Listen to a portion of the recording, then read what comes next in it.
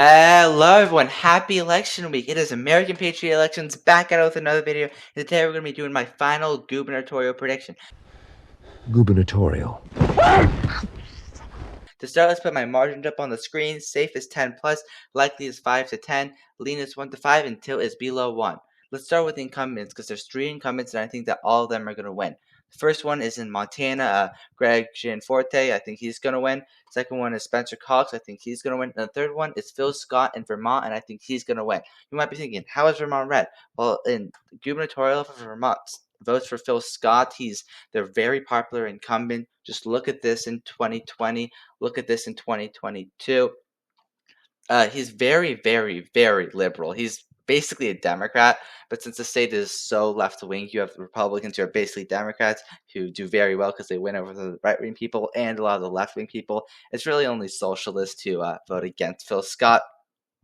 But now moving on to the open seats because the rest of these are open seats. For Democrats, you have Washington and Delaware. Both of them are very blue states. Both of them, Harris is going to win by around 15 to 20, maybe even more, maybe a little less. In Washington, you have Bob Ferguson. I think he's going to win. And in Delaware, you have Meyer. I think that he's going to win. For red states, you have West Virginia with Patrick Morrisey. Trump won West Virginia by like 40. There's no way this goes blue. Missouri, you have Mike Keogh. Again, very, very red state. Not as red as West Virginia, and not as red as the next state, North Dakota, which has Armstrong who's running. He's winning in polls by like 30. This is going to be a very, very easy win.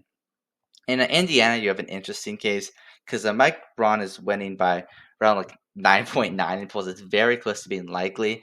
Actually, well, polling has it as likely. I think it's going to be safe because you have this candidate, Donald Rainwater. He's a libertarian. He's polling so high. I think he's polling at like 5 or 6%. I don't think he's going to actually get that 5 or 6%. I think in the actual election, there's going to be much more red votes there, and I think that Braun is going to win by 10 to 11. Next in North Carolina, which is a very, very interesting race because if you look back, it looked like it might have been competitive, but you have this crazy Republican running, and just look how much Stein is winning. And one of the reasons why is just read this. I don't want to say it out loud, but just like this isn't a very strong candidate, and he's kind of going to get crushed. Now, all of these states are with greater than 10. There's only one state that's even remotely competitive, and that's New Hampshire. Let's look at polling for New Hampshire.